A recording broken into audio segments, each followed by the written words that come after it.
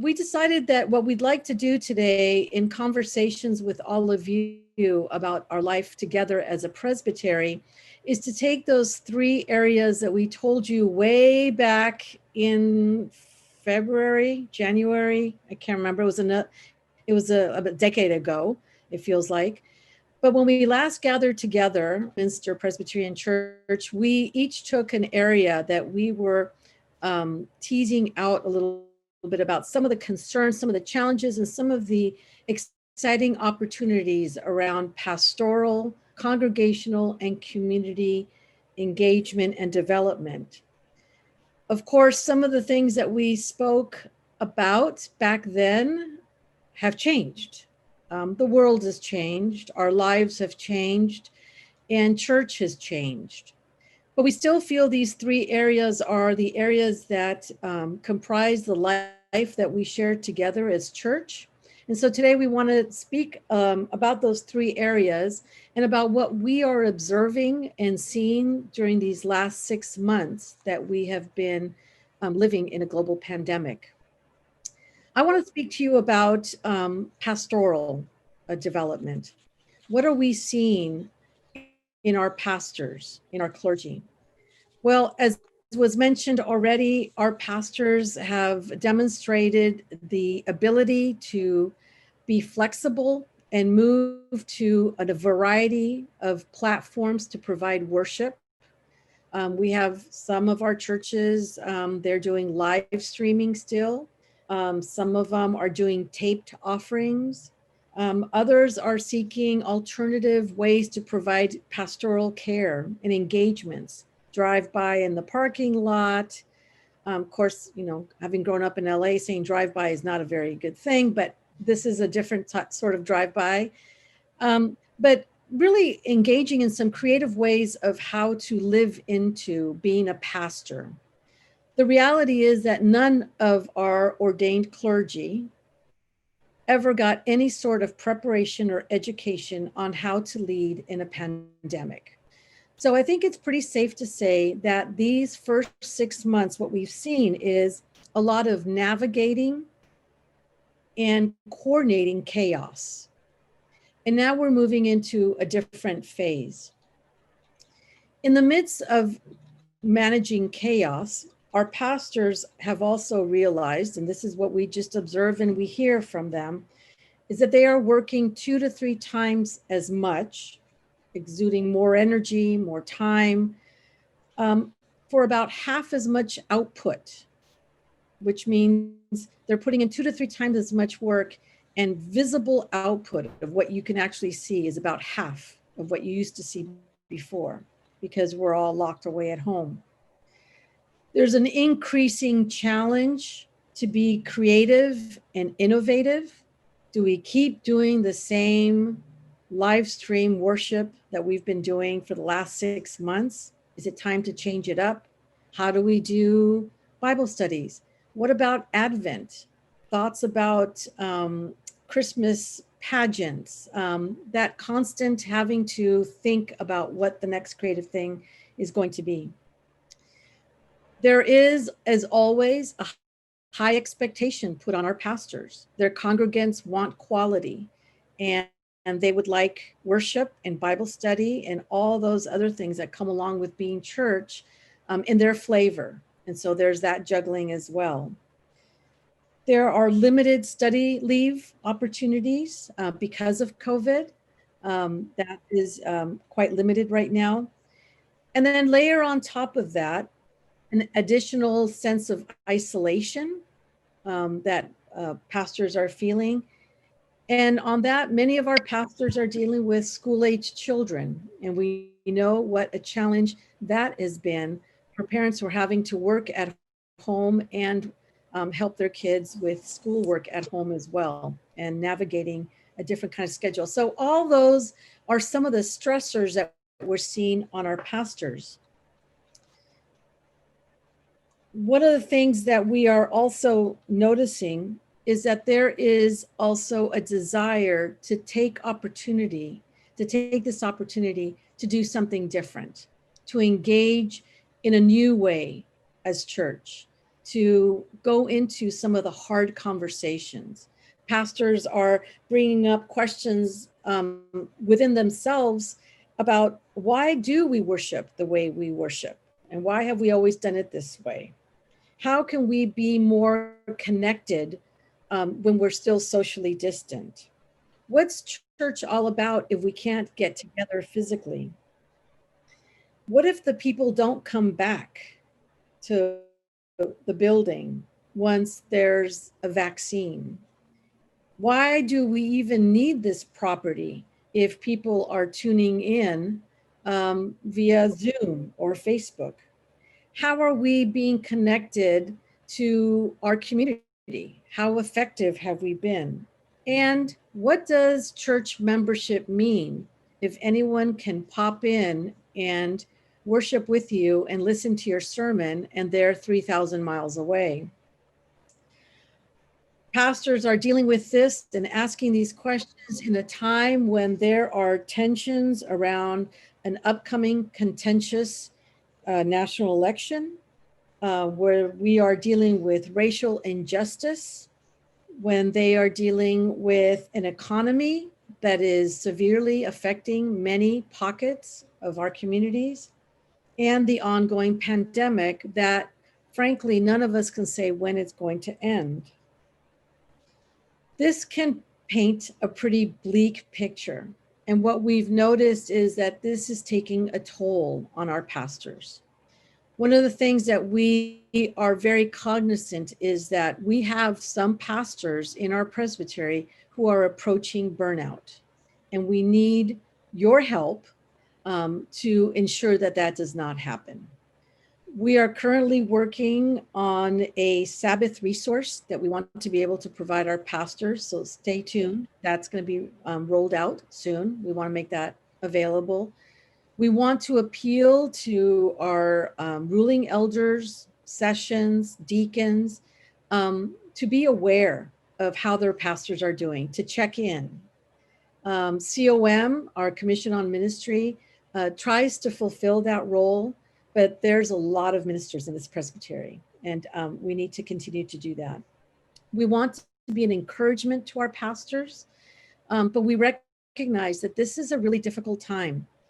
There's a sense of trying to maintain and support congregations, as well as recognizing that church is never going to be the same as it was before February of 2020.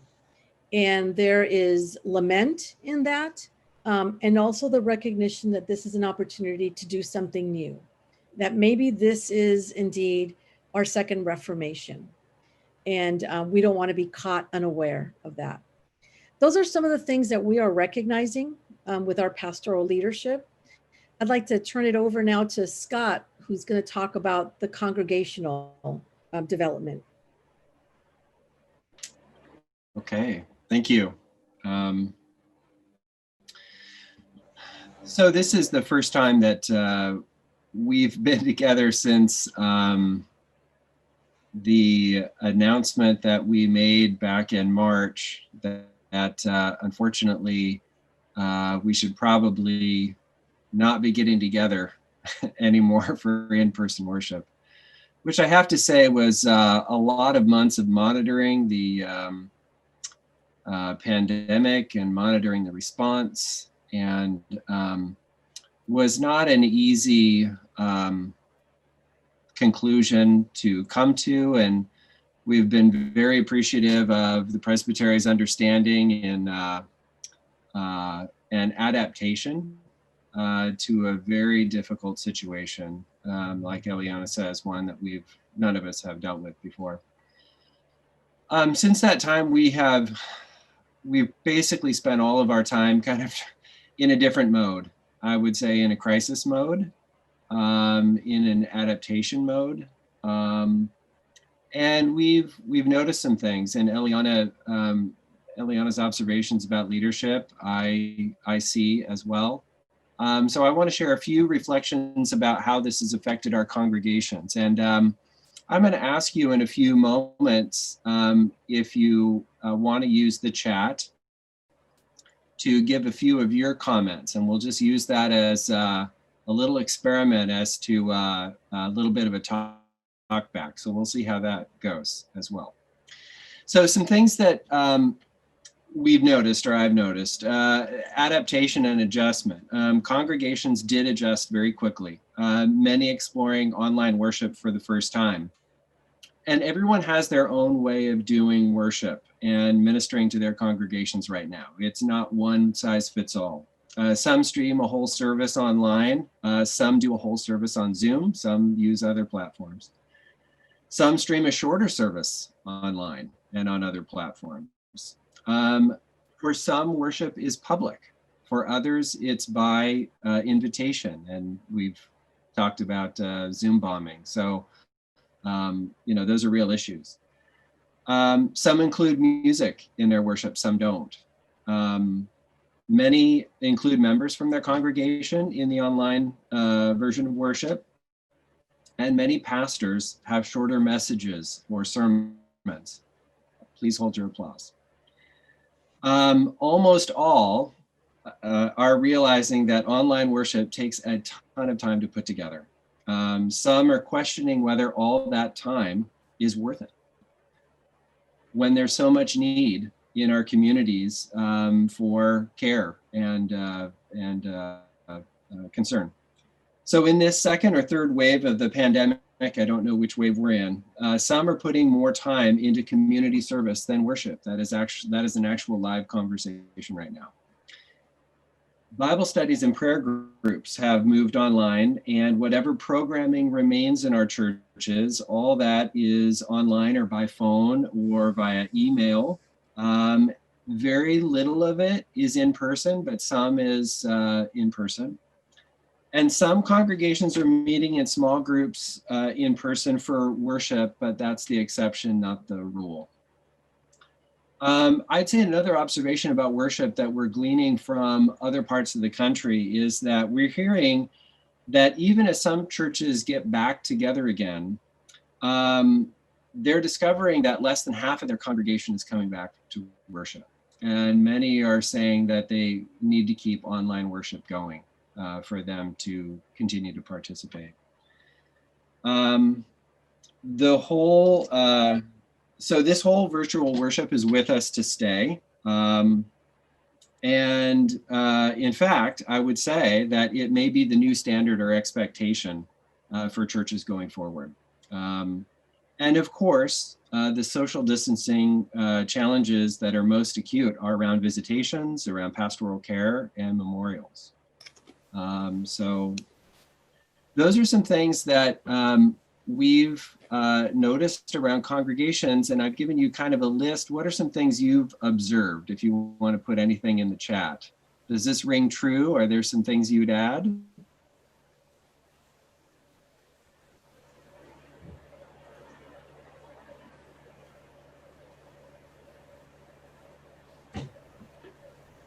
Well, the chat box is there, and we will see.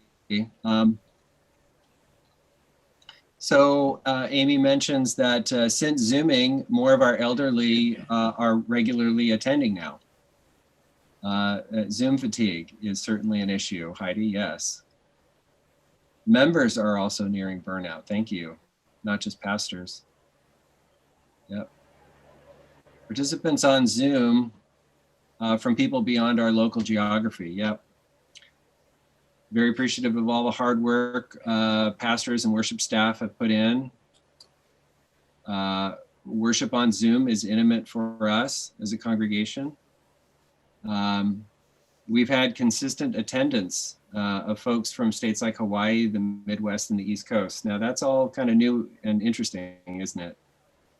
Congregations have pivoted well. Pastors and staff are working longer and differently to meet expectations. Is this sustainable long-term? Good question. Increased prayer with chat feature on Zoom. Oh, attendance is up from in-person attendance. Now check that out. That's something I don't think any of us could have anticipated. Yeah, elders have stepped up and become Zoom hosts. So thank you. This is helpful reflection. So the challenge right now that we're seeing is making this adjustment for the long haul during this pandemic.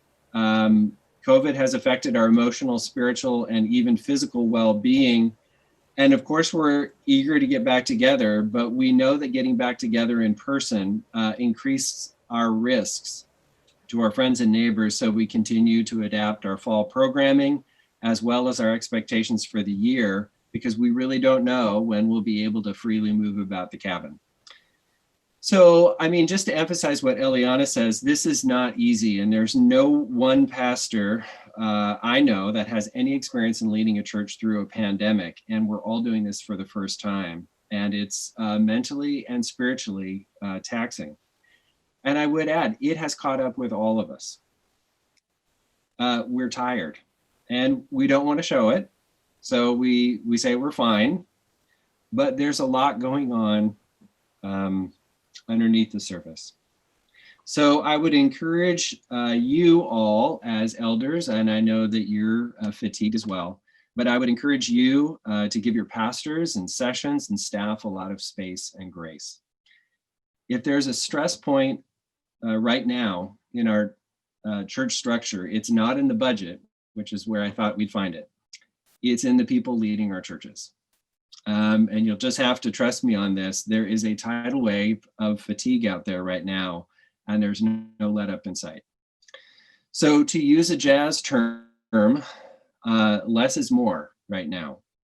Or to put it another way, you be wise to pick your spots as a church, because you can't do everything, as you, I'm sure, know. And I know this presbytery, and I know this, but I just want to emphasize it again.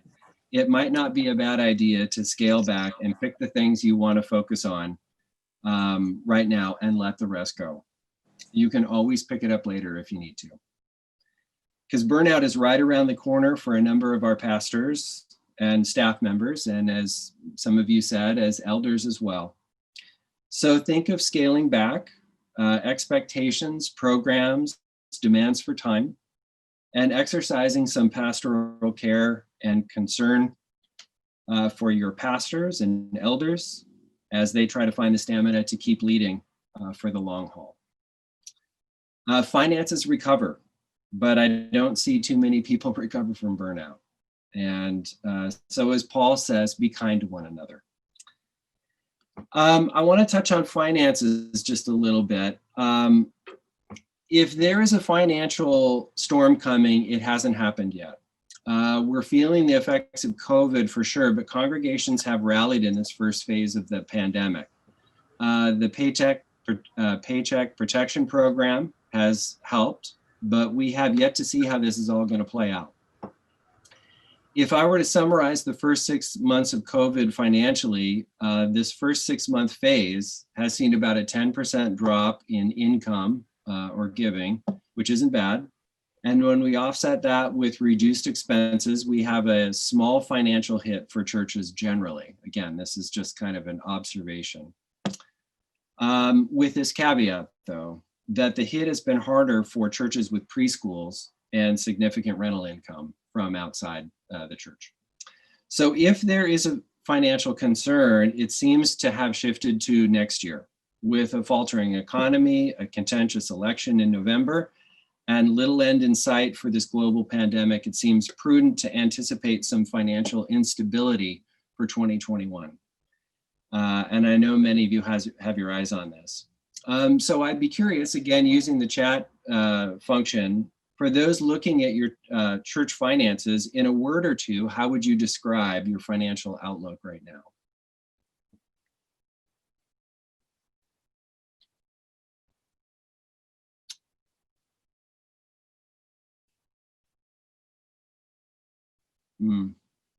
So relatively stable, insecure. We're down about 15% overall. Bell Prize is doing well. The ministry is going fine. Money's not the problem. God and folks are faithful. Good, need to be more generous, stable, healthy.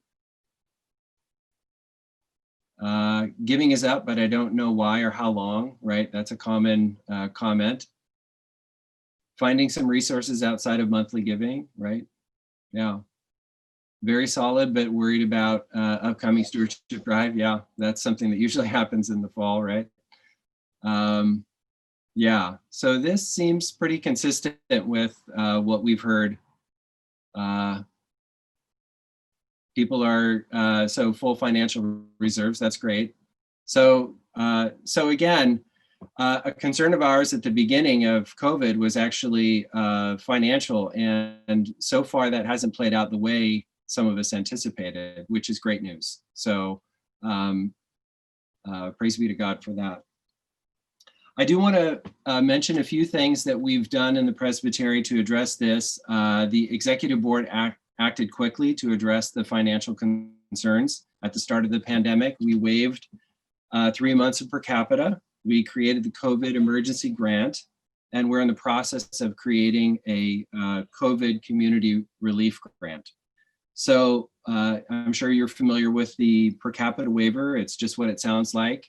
We waived 3 months of per capita, and we are not planning on asking for that in the future. That's just, we reduced our income by 25%. So we did that, and we could do that because we had some small surpluses over many years.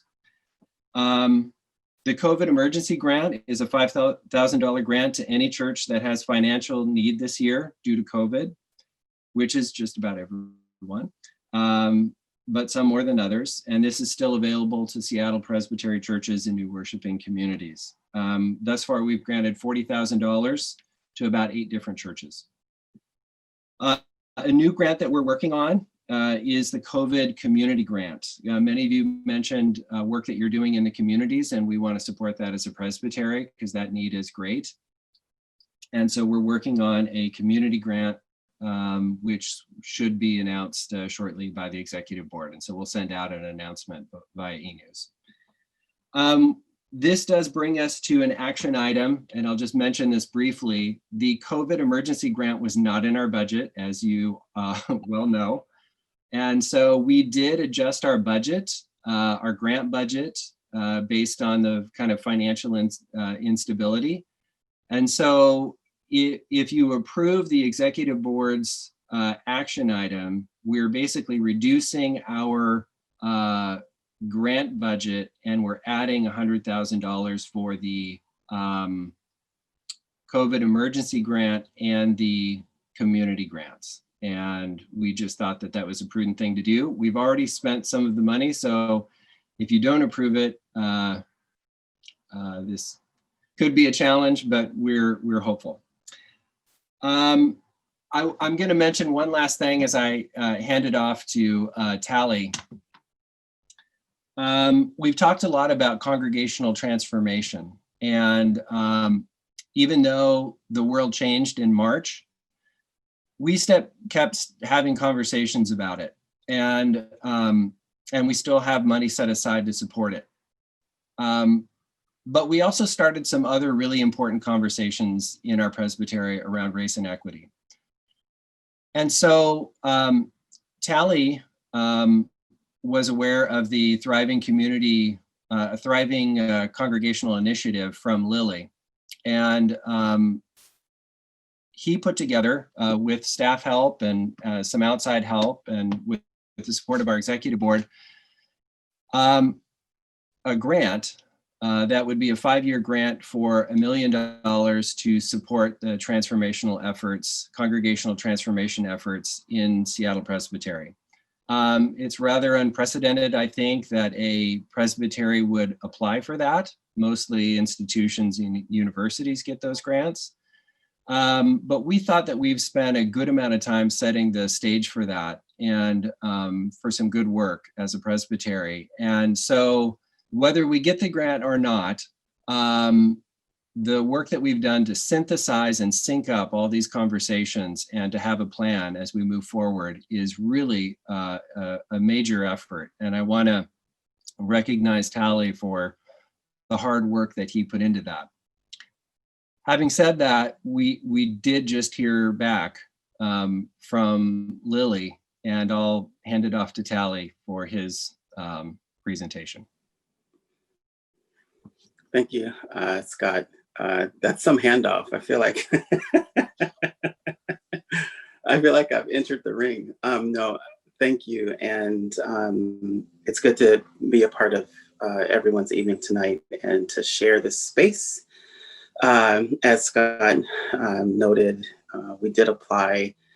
We spent several months writing. Thank you, COVID, for keeping us at home, I guess. Writing space and time. I pulled on the wisdom of our staff and Reverend Maggie Green, who some of you may know. And we heard back yesterday or last week that we are the recipients of a Lilly Foundation Thriving Congregations Grant.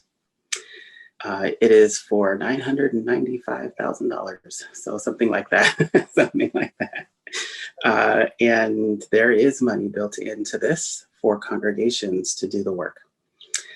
So we were very strategic in how we built the idea of this. And I will just share a little bit about how this feeds into where we are today. Thank you, everyone. It's great. Yeah, I'm really happy. I'm a little short. My wine is down to a little bit because the last few days I've been celebrating. And really who we have learned from in developing this grant are the several congregations in the presbytery who decided to go on their own journey of discovering how to engage community and to do the transformational work of what that means, right? And trying to figure out how to engage community in different ways. And by learning together over the 2 years that I've been in this role, we developed some pilot project ideas and we grew our understanding. And really what we offered to Lilly was to continue to do what we have already been doing and to deepen that learning and to replicate that learning in other congregations willing to go on the journey themselves.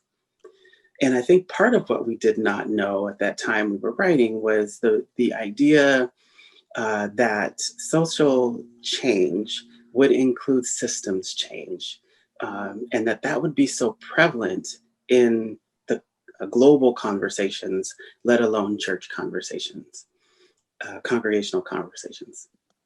And the push for undoing whole systems and seeing systems change to include everyone, to seeing these ways that systems replicate racial disparities, right? So we are coming into an understanding that while congregations are doing okay financially, there are disparate groups in our communities that are not doing okay.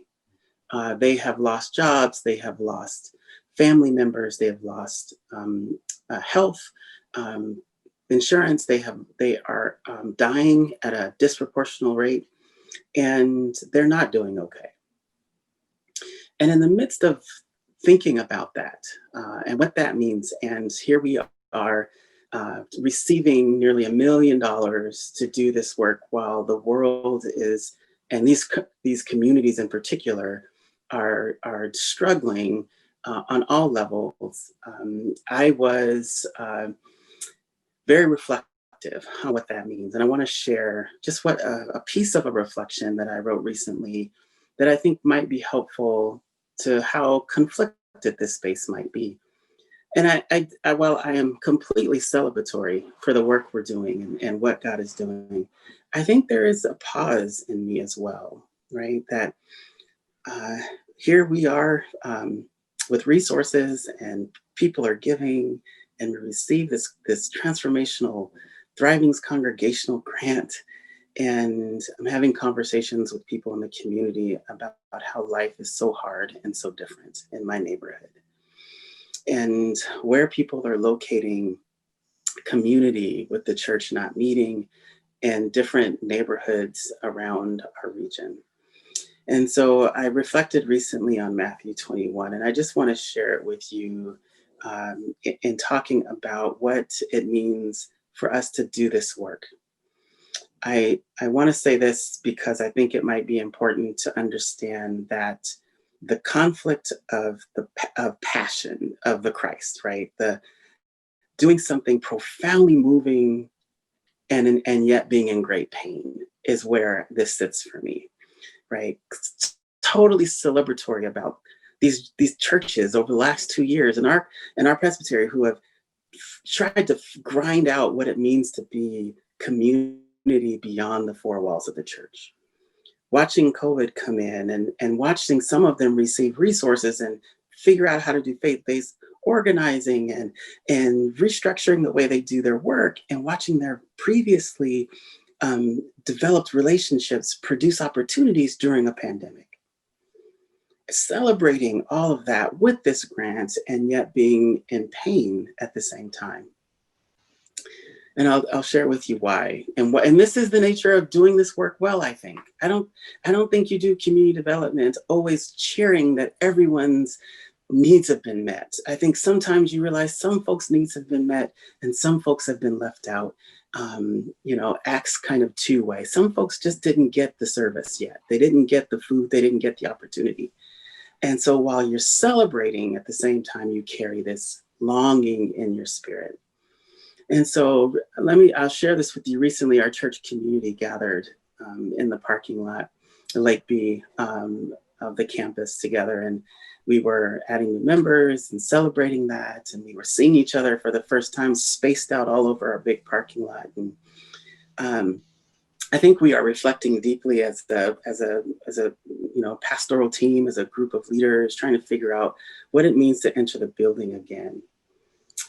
And there are some Christians, though, we hear this in the social milieu, that there are Christians in the U.S. who argue that entering the church building again is kind of this countercultural message to the world, for fighting the persecution of the church and of their faith. And I get that, I hear that, right? But in Matthew 21, Jesus enters the temple not to serve a message to the world. Rather, Jesus uses this opportunity to critique his own temple community in a way that resonates with those who often feel left out by the temple's traditions. Okay? The traditions as systems designed to confer comfort upon Jesus as a Jewish man simultaneously provided no space and no belonging and no community to others. Disquieting to his own people, Jesus resists the comfort of his own temple tradition and locates faith in the struggle of those othered by his own temple tradition. In Matthew 21:23, Jesus entered the temple courts for the second time in as many days. And on his previous visit, he overturned the tables and chairs, right? He saw that they had some money and they were buying and selling and they were doing really well. And he turned all of that over. On a second visit, the chief priest and elders were waiting for him, right? They prepared to question his authority, and Jesus's words and actions in and among those of the courts grew more and more disruptive.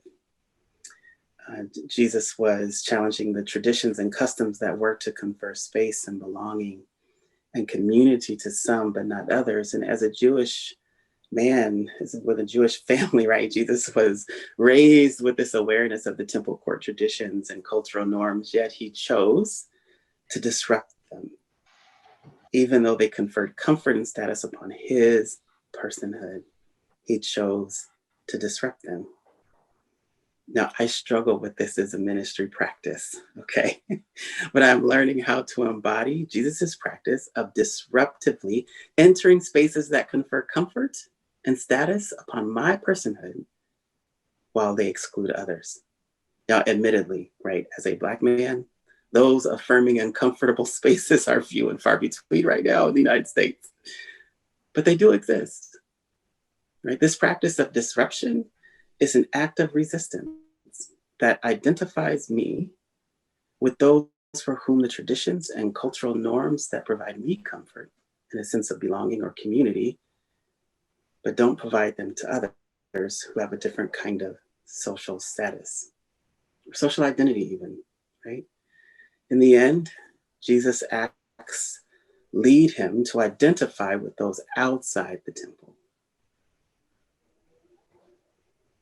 Yeah, He goes so far as to align the tax collectors and prostitutes with John the Baptist in his baptism.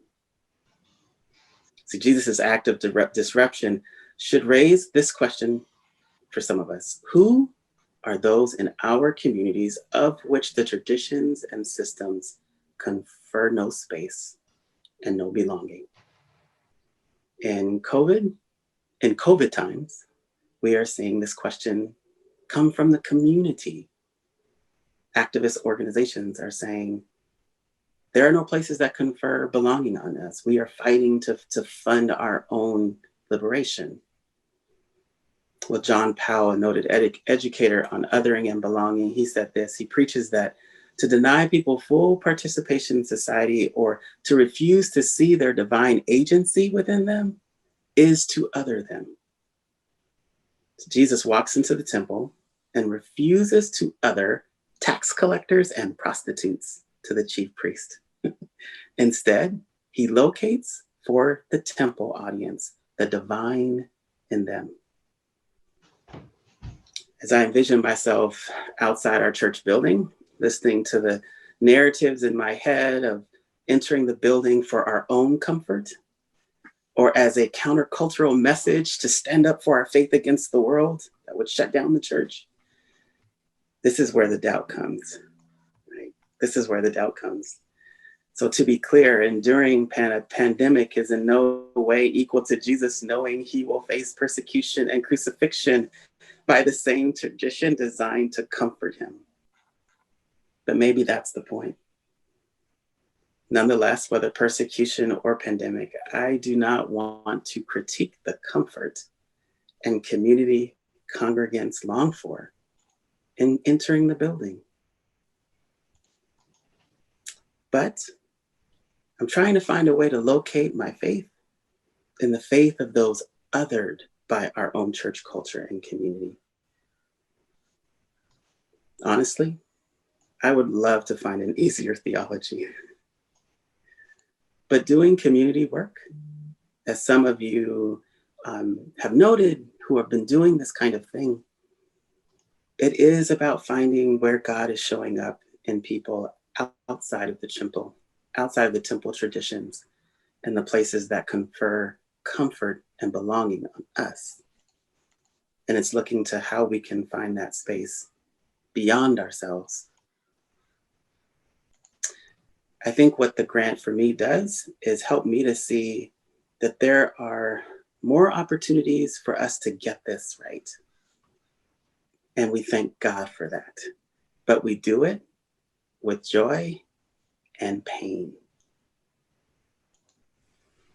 Thank you. I hope that was helpful as we move into breakout groups. I hope this gives you a lot to share and discuss.